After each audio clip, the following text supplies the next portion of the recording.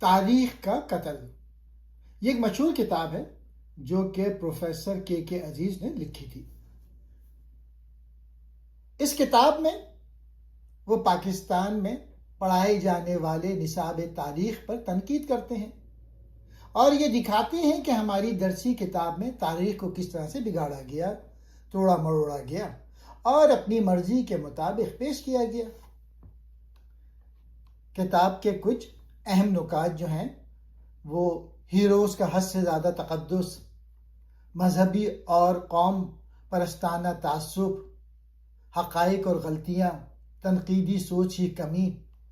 اب میں ایک ایک کر کے ایکسپلین کرتا ہوں۔ ہیروز کا حد سے زیادہ تقدس، وہ لکھتے ہیں کہ پاکستان کی نصابی کتاب میں ہیروز کا حد سے زیادہ تقدس دکھایا جاتا ہے، یعنی قومی یا مذہبی شخصیت کو صرف فرشتہ صفت، نیک اور کامل بنا کے پیش کیا جاتا ہے، جبکہ ان کے انسانی پہلو، کمزوریاں یا غلطیاں بالکل نظر انداز کر دی جاتی ہیں۔ نصابی کتاب میں محمد بن قاسم کو پاکستان کا پہلا سپاہی یا بنیاد رکھنے والا کہا جاتا ہے۔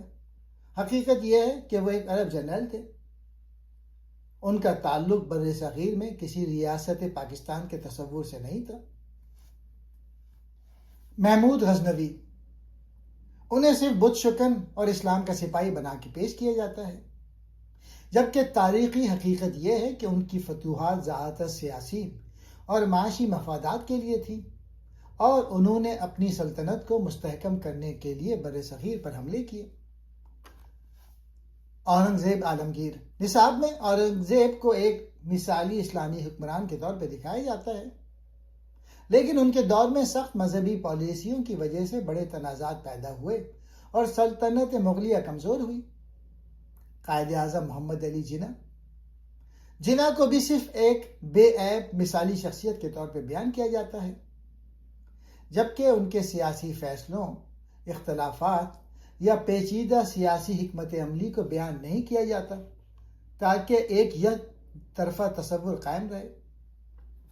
شاہ ولی اللہ اور دیگر مذہبی رہنما، ان کے کردار کو بھی ہمیشہ ایک ہی مثبت زاویے سے دکھایا جاتا ہے۔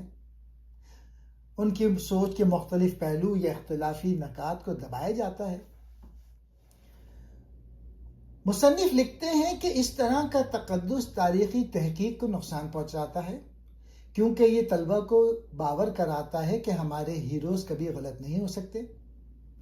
یہ رویہ طلبہ میں تنقیدی سوچ ختم کر دیتا ہے اور انہیں صرف جذباتی وابستگی میں رکھا جاتا ہے۔ طلبہ کے نزدیک ہیرو کو انسان کے طور پہ سمجھنا ضروری ہے، ان کی کامیابیاں بھی بیان کی جائیں اور ان کی کمزوریاں بھی۔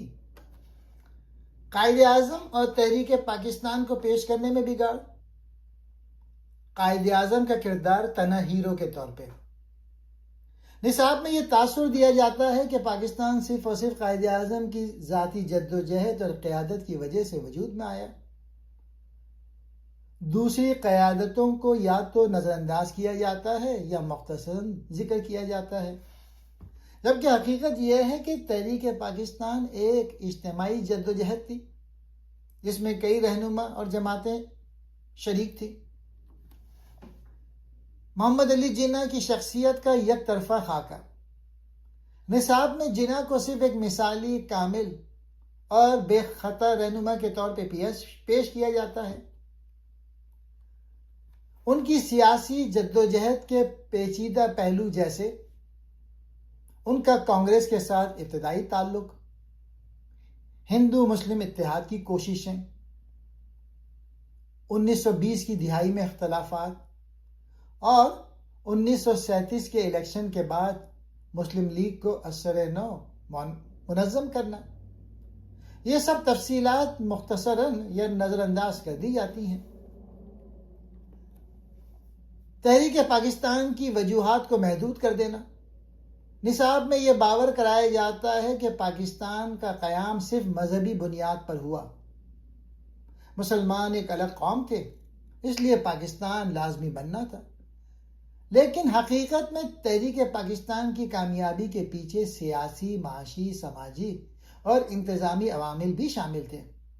مثلا مسلمان کے تعلیمی پسماندگی، اقتصادی محرومیاں، صوبائی سیاست اور انگریز حکومت کے ساتھ تعلقات بھی اہم عناصر تھے۔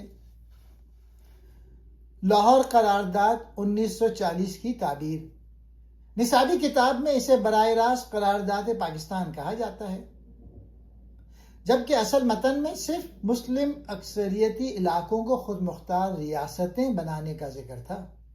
پاکستان کا لفظ استعمال ہی نہیں ہوا۔ کہ عزیز کہتے ہیں کہ بعد میں نصاب نے اسے سیدھا سادہ پاکستان کے قیام کی قرارداد بنا کر پیش کر دیا۔ پاکستان کا قیام تقدیر بنا کے دکھانا، نصاب میں یوں دکھایا جاتا ہے کہ پاکستان کا قیام ایک یقینی، مقدر شدہ اور لازمی حقیقت تھی، جبکہ تاریخ بتاتی ہے کہ یہ ایک مشکل، پیچیدہ اور غیر یقینی عمل تھا جس کے دوران کئی سیاسی بحران آئے۔ کہ عزیز کا موقف ہے، ان کے مطابق قائد اعظم کی عظمت اپنی جگہ مسلم ہے، لیکن نصاب میں ان کا حد سے زیادہ تقدس اور اکیلے ہیرو بنا کے دکھانا غیر سائنسی اور غیر تاریخی ہے۔ اس سے طلبہ یہ سمجھتے ہیں کہ قومیں صرف ایک لیڈر کے فیصلوں سے بنتی ہیں، حالانکہ اصل میں یہ ایک لمبا سیاسی، معاشی اور سماجی عمل ہوتا ہے۔ وہ زور دیتے ہیں کہ ہمیں تحریک پاکستان کو اجتماعی جدوجہد اور سیاسی ارتقاء کے طور پہ پڑھانا چاہیے۔ نصاب میں ہندو مسلم تعلقات کا بگاڑ، ہندوؤں کو ہمیشہ دشمن کے طور پہ دکھانا۔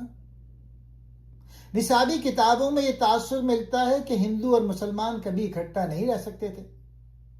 ہندوؤں کو ہمیشہ دھوکے باز، سازشی اور مسلمان دشمن کے طور پہ پیش کیا گیا۔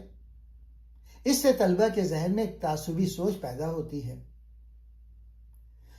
تاریخ کو دو قوموں کی لڑائی بنا دینا، برصغیر کی کئی صدیوں کی مشترکہ تاریخ کو صرف ہندو بمقابلہ مسلمان بنا کر دکھایا جاتا ہے۔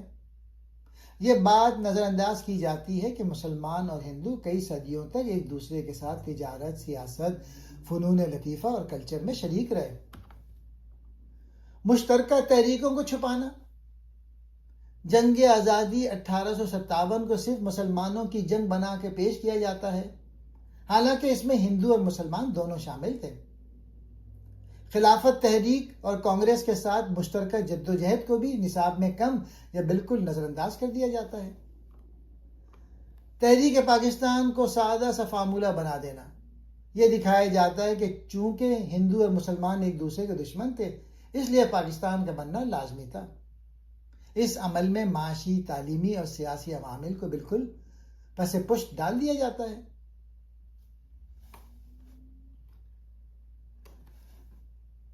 مصنف لکھتے ہیں کہ تاریخ کو اس طرح پڑھانا کہ ہندو اور مسلمان ہمیشہ دشمن تھے ایک مسخ شدہ تصویر ہے۔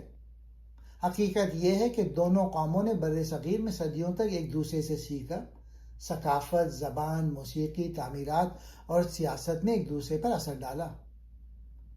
تحریک پاکستان کو سمجھنے کے لیے ضروری ہے کہ ہم ہندو مسلم تعلقات کی پیچیدگیوں کو تسلیم کریں، نہ کہ انہیں صرف دشمنی کی کہانی بنا دیں۔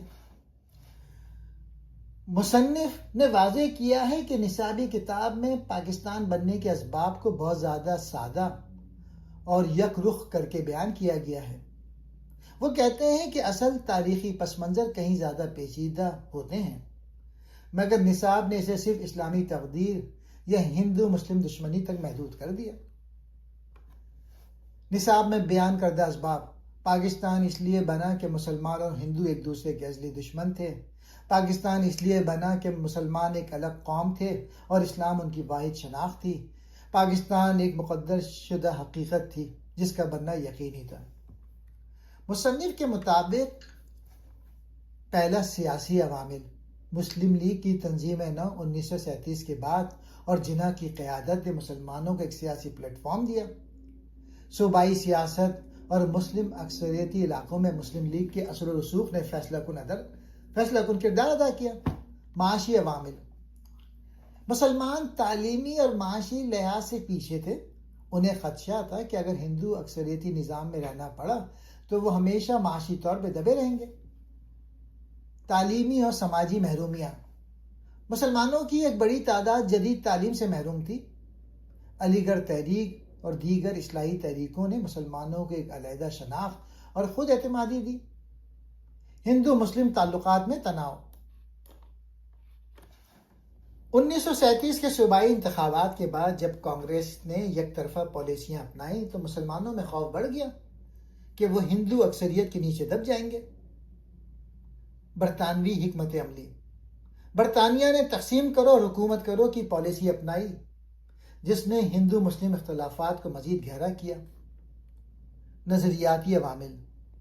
دو قومی نظریہ ایک سیاسی ہتھیار کے طور پہ استعمال ہوا تاکہ مسلمانوں کو ایک علیحدہ قوم کی صورت میں متحرک کیا جا سکے، مگر یہ نظریہ بھی وقت کے ساتھ ارتقا پذیر ہوا۔ ابتدا میں اس شکل میں نہیں تھا جیسے نصاب میں بتایا گیا ہے۔ مصنف کے مطابق پاکستان کے قیام کو محض مذہبی بنیاد پہ سمجھانا تاریخ کے ساتھ ناانصافی ہے۔ یہ ایک سیاسی، معاشی، تعلیمی اور سماجی عوامل کے امتزاج کا نتیجہ تھا۔ نصاب میں اسے لازمی اور مقرر شدہ قرار دینا دراصل تحقیق کے بجائے پروپیگنڈا ہے۔ مصنف کے مطابق یہ بگاڑ محض اتفاقی نہیں بلکہ ایک منصوبہ بند کوشش ہے تاکہ طلبہ خاص ذہنیت اور سوچ کے ساتھ بڑے ہوں۔ اس سے وہ اپنی قوم، اپنے ماضی اور اپنے ہمسایوں کو حقیقت کے بجائے تعصبات کی نظر سے دیکھنے لگتے ہیں۔